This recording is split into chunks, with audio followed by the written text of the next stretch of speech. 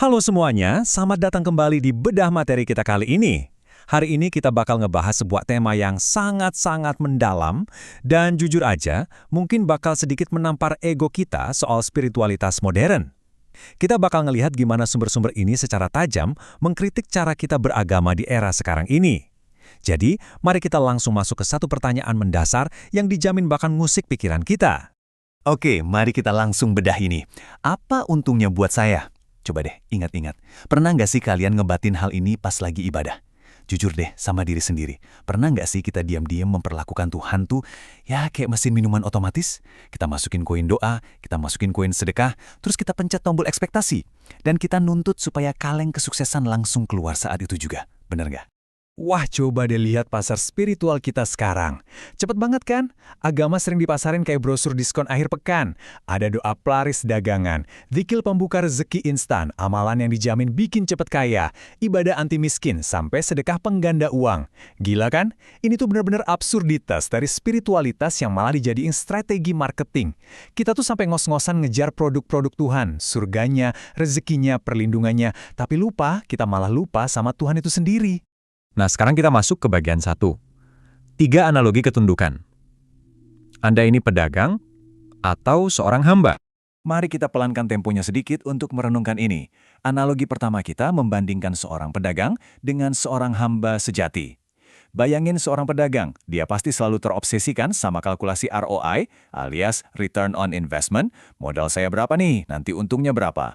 Nah, pas kita ibadah pakai mental pedagang ini, kita bakal ngelihat penderitaan atau doa yang belum kejawab sebagai sebuah kegagalan transaksi bisnis sama Tuhan. Beda banget sama hamba sejati. Seorang budak di depan rajanya nggak bakal nego soal bonus tahunan. Dia digerakkan cuma sama satu kesadaran mutlak. Aku ini sebenarnya milik siapa? Dan ini tuh secara brilian mengilustrasikan poin kedua kita. Anjing peliharaan versus tentara sejati. Perhatiin deh, anjing peliharaan itu loyalitasnya bersyarat banget. Dikasih makan, dia mendekat. Gak dikasih makan, ya dia pergi cari majikan lain. Tapi coba kalian lihat seorang tentara sejati. Dia bakal tetap berdiri tegak jaga posnya walaupun lagi diguyur hujan deras, nahan lapar, terluka, dan sama sekali nggak ada yang ngasih pujian. Kenapa? Karena dia hidup terikat sama sumpah kesetiaan, bukan relasi transaksional yang cuma nyari untung sesaat. Terus di analogi ketiga, kita ngebandingin buruh harian sama seorang anak. Buruh itu kerja murni karena upah, ya kan? Kalau gajinya di stop, ya beres sudah urusannya, dia cabut. Sekarang pertanyaannya buat kita semua, apakah selama ini kita datang ke Sang Pencipta cuma buat nagih jatah upah harian kita? Atau kita datang bawa cinta tanpa syarat layaknya seorang anak yang tetap meluk ayahnya, bahkan pas ayahnya lagi sakit atau pulang gak bawa mainan? Anak yang sejati itu tahu betul dari mana dia berasal. Pada akhirnya, penghambaan yang benar-benar sejati itu terangkum sempurna di satu pengakuan sederhana ini. Karena Engkau adalah Tuhanku, maka aku taat. Udah. Titik, bukan aku taat supaya besok dikasih mobil. Ketundukan ini luar biasa murni. Dia nggak lahir dari kalkulator untung rugi di kepala kita, melainkan dari sebuah relasi yang mengakar sangat kuat, yang menolak banget buat direndahkan jadi sekedar kontrak bisnis jangka pendek. Terus kalau gitu, apa sih yang bikin kita sering banget gagal mencapai ketundukan murni ini? Jawabannya ada di 3 huruf ini. E-G-O. Ego. Kalian tahu nggak? Kehancuran terbesar umat manusia modern itu sebenarnya bukan karena ateisme yang makin nyebar. Enggak. Kehancuran terbesar kita adalah ketika kita meletakkan ego kita sendiri di pusat alam semesta. Kita mereduksi Sang Pencipta yang nyiptain langit dan bumi raya ini jadi sekedar asisten pribadi yang tugasnya cuma menuhin daftar belanjaan kita sehari-hari. Parah banget kan? Oke, mari kita masuk ke bagian 2, logika transaksional iblis. Bersiaplah, karena fakta yang satu ini bakal bikin kita merenung panjang. Kalau kalian pikir mental hitung-hitungan ini cuma murni kesalahannya manusia di era kapitalis modern, wah, coba kita lihat kesejajaran historis yang satu ini. Dia tahu persis Tuhan itu ada secara intelektual. Dia pernah ngobrol langsung sama Tuhan. Bahkan dia berani bersumpah atas namanya. Tapi dia nolak buat tunduk. Siapa dia? Betul banget, iblis. Iblis itu jatuh bukan karena dia nggak kenal Tuhan, tapi gara-gara kesombongan yang lahir dari mental transaksi tadi. Pas disuruh sujud ke Adam, dia mulai mikir ROI-nya. Tunggu, apa profitnya gue sujud sama makhluk dari tanah? Dia mau taat, tapi cuma selama ketaatan itu nguntungin status gengsinya. Sekarang coba deh kita bandingin pola pikir itu sama para pembawa pesan Tuhan yang asli. Para nabi itu nggak pernah bergerak demi cuan atau kenyamanan instan. Logikanya gini, kalau agama itu cuma sekedar transaksi investasi duniawi, ya Nabi Ibrahim, Nabi Nuh, Musa, Muhammad, mereka pasti udah resign dari awal. Mereka harus ngarepin api, diketawain beratus-ratus tahun, sampai dilempari batu. Mereka nggak nyerah karena yang mereka cari sama sekali bukan profit duniawi, tapi murni keridoan Sang Tuhan semesta alam. Dan ini ngebawa kita ke bagian 3, ilusi ombak dan samudra. Mari kita visualisasikan bedanya ego dan penyerahan diri. Beranjak dari kisah luar biasa para nabi tadi. Bayangin sebuah ombak kecil di tengah laut.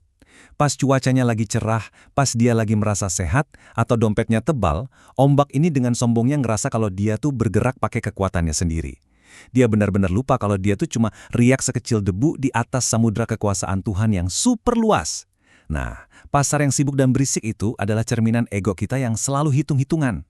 Sedangkan samudra yang tenang itu melambangkan penyerahan diri total. Momen di mana ombak akhirnya sadar kalau dia bukan pusat dari segalanya, dia cuma bagian kecil dari lautan miliknya. Mari kita lanjut dan lihat bagaimana ini berkembang. Dari pemahaman tadi, sumber kita ngebagi kedewasaan spiritual kita ke dalam 3 anak tangga. Langkah pertama, kita jadi budak transaksi. Ibadah cuma gara-gara takut dihukum neraka atau kebelet pengen hadiah surga. Terus naik ke langkah kedua, kita berubah jadi pedagang spiritual. Tiap hari sibuk nukerin amal buat dapat profit, entah di dunia atau di akhirat. Tapi, puncak tertingginya, yang super langka itu, ada di langkah ketiga, hamba sejati. Di titik ini, seseorang bakal tetap taat meskipun dia sama sekali nggak ngerti kenapa takdir buruk lagi menimpa dirinya. Jadi, poin krusialnya adalah ini. Ada sebuah paradoks yang benar-benar nampar realitas kita sehari-hari. Sering kali nih, pas kita pakai agama, atau nyebut-nyebut nama Tuhan semata-mata biar bisnis lancar atau biar kaya raya, kita tuh sebenarnya lagi memelihara keserakahan kita sendiri. Agama di titik ini nggak ngebunuh keserakahan itu, teman-teman. Nggak. Agama malah dipakai cuma sebagai alat kosmetik, buat memoles keserakahan itu biar kelihatannya suci dan religius. Gila ya? Lalu apa sih konklusi dan solusi dari ini semua? Disinilah pembebasan jiwa itu benar-benar terjadi. Kedamaian sejati itu baru akan datang pas kita berani ngebuang jauh-jauh pola pikir transaksional yang selalu maksa, Tuhan tuh harus ngikutin timeline-ku.